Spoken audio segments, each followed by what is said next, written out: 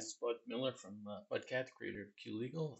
This is a very quick video walkthrough of installing version 14. So I'm on the downloads page. Just click the link. There's my zip file. I'm going to go out to the zip file, right click on it, and go to Properties. Unblock it so Windows Defender doesn't flash a blue screen. Click OK. And extract all. Extract path. These are the extracted files, so you want to double click on Install QLegal for Civil 3D. Very quick, lightweight install. Files will be copied to your user folder in Windows. This Launch QLegal will open the README file with complete instructions for setting up customizations, template customizations, paths, everything you'd want to know about the program. The last step is you want to go to your user folder.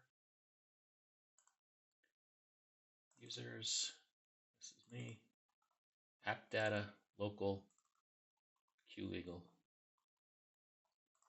You want to right click, copy that as a path.